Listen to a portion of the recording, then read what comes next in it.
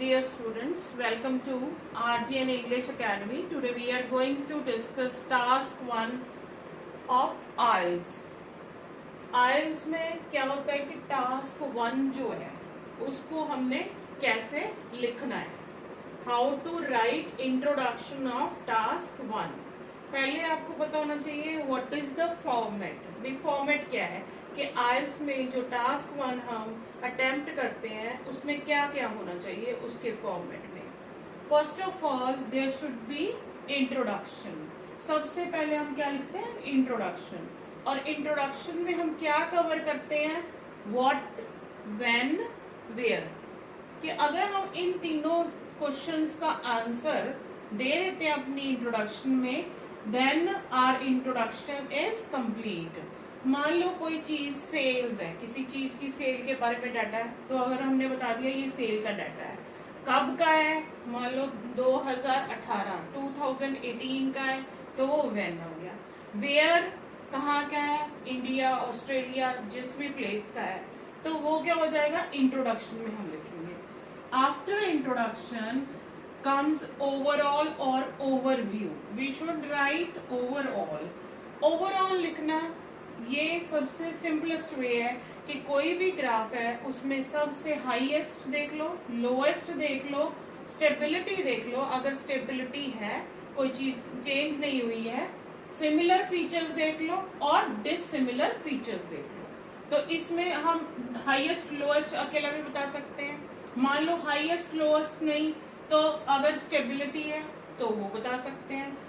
Similar features हैं, कोई दो कंट्रीज दिए हैं, उनके दो सिमिलर फीचर्स हैं, तो सिमिलर फीचर्स को बता सकते हैं. अगर डिसिमिलर फीचर्स की बात की गई है, डिसिमिलर ट्रेंड है, तो उसको बारे में बता सकते हैं. ऑपोजिट ट्रेंड है, उसको बता सकते हैं. Next, third is BP1. BP1 means body paragraph 1. उसमें क्या आएगा, डिटेल्स आएंगे.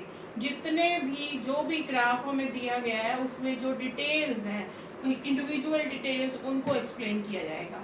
BP2 में भी क्या होगा, डिटेल्स दिए जाएंगे. Now today I am going to discuss only how to write introduction. Introduction में हम क्या कर सकते हैं कि देखो, जब हमें कोई भी ग्राफ आ जाता है तो हम मान लो टेबल है, ग्राफ है, पाई चार्ट है, bar, map, flow chart, diagram, process है, कुछ भी इनमें से आ जाता है, तो we can write like this. The table reveals. Reveals means प्रकट करता है. Sales of mobile phones of 5 countries in 2015. तो अब ये क्या हो गया कि मेरी इंट्रोडक्शन कंप्लीट हो गई, जिसमें मैंने किस किस चीज का आंसर दिया, व्हाट, वेयर एंड व्हेन. इसी तरह से अगर मान लो मेरा ग्राफ है, मैं लिखती हूँ कि ये ग्राफ कौन सा है, ये ग्राफ बार है, मान लो the bar graph illustrates, then I can change my verb.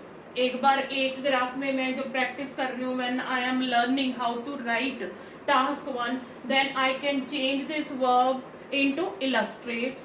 reveals की जगह क्या लगा सकती हूँ, illustrates लगा सकती हूँ. अगर मान लो मेरा डाटा जो है वो नंबर ऑफ स्टूडेंट्स के बारे में है, तो कैसे आ जाएगा, the bar graph illustrates the number of students in the UK. Place आ गया, during 2019. Next, pie chart. अगर पाई चार्ट है तो हम उसको इस तरह से लिख सकते हैं, द पाई चार्ट एल्यूसिडेट्स. एल्यूसिडेट्स का मतलब क्या है, प्रकट करता है.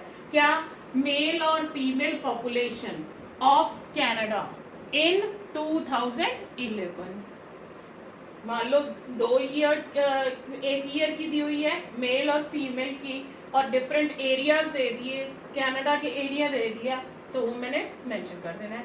इसी तरह से बार है, the bar graph depicts, या the bar depicts the life expectancy of male and female genders at birth. भाई लाइफ एक्सपेक्टेंसी कितनी है फीमेल और मेल जेंडर की बर्थ के टाइम में, कहाँ, किस प्लेस पे, इन ऑस्ट्रेलिया.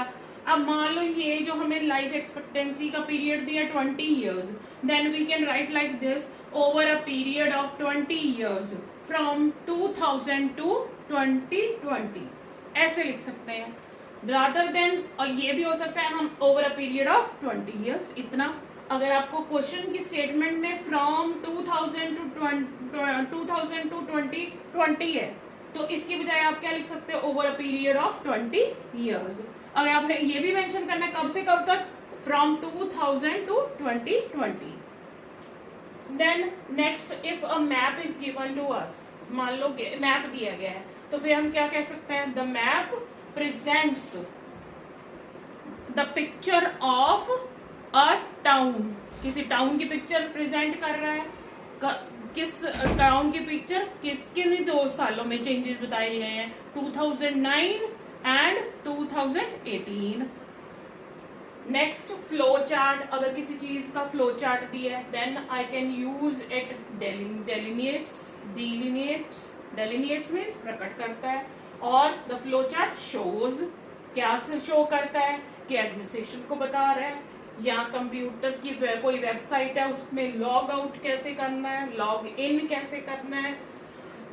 फिर अगर मान लो कोई प्रोसेस है, the given picture illustrates the process of, अब प्रोसेस बता दो किसका, ऑफ मेकिंग चीज। अब ये प्रोसेस डायग्राम फ्लो चार्ट, इसमें क्या हो जाता है, पर्टिकुलर चीज को हमें एक्सप्लेन करना होता है। अदरवाइज इनके लिए हम सेम रख सकते हैं, मतलब जो डाटा है आंकड़ों के हिसाब से व्हाट का आंसर आ जाएगा, वेयर का आ जाएगा और व्हेन का आ जाएगा। फिर हमारी जो इंट्रोडक्शन है वो कंप्लीट हो जाएगी। मान लो मैं ऐसे नहीं लिखना चाहती, I don't want to write like this, I can write this like this also. The given bar graph compares, भाई जो दिया गया बार ग्राफ है वो क्या करता है, तुलना करता है। जब मान लो एक से ज्यादा साल आ गए, हमें एक से ज्यादा साल का डाटा आ गया, हम उसमें सीधा लिख सकते हैं, कंपेयर्स वर्ड यूज कर सकते हैं, और this is a good word. फिर इसको इसी तरह इसको चेंज करके मैं ऐसे भी लिख सकती हूँ, द मेंशन्ड मैप आउटलाइंस, जो बताया गया मैप है वो आउटलाइन करता है किस चीज को, आगे वो चीज बताओ। द प्रोवाइडेड इंफॉर्मेशन इंडिकेट्स, जो इंफॉर्मेशन दी गई है वो संकेत देती है। द सप्लाइड डाटा कैटेगराइजेस, मान लो कैटेगरीज में डिवाइड किया हुआ है, बार है, मेल के लिए अलग है, फीमेल के लिए अलग है, तो हम उसको ऐसे लिख सकते हैं, द सप्लाइड डाटा कैटेगराइजेस। अब ये तो हो गया, इस तरह से हम अपने जो इंट्रोडक्शन है उसमें ये वर्ड्स लगा सकते हैं, वर्ब्स ये वाले यूज कर सकते हैं, ये शुरू में हम यूज करेंगे, फिर हम बताएंगे व्हाट किस चीज के बारे में, फिर बताएंगे वेयर किस प्लेस की बात हो रही है, और व्हेन।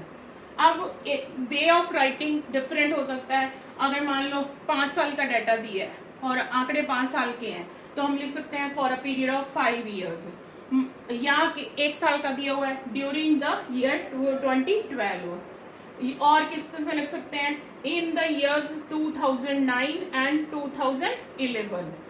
अगर हम ये बताना चाहते हैं कि 20 ईयर्स का पीरियड है, फिर लिख सकते हैं 20 ईयर्स, अदरवाइज फॉर 2 डेकेड्स। और अगर हमने लिखना है कि दिए गए समय के अनुसार, समय पर, during the given span of time, during the given period of time, या ड्यूरिंग द गिवन पीरियड। इस तरह से हम अपनी इंट्रोडक्शन जो है वो लिख सकते हैं। And this is only introduction. Today I taught you only about introduction, how to write introduction of task 1. I think this will help you to write your introduction in an impressive manner. Thank you. If you like my video, then press the like button and subscribe my channel for more videos. Thank you.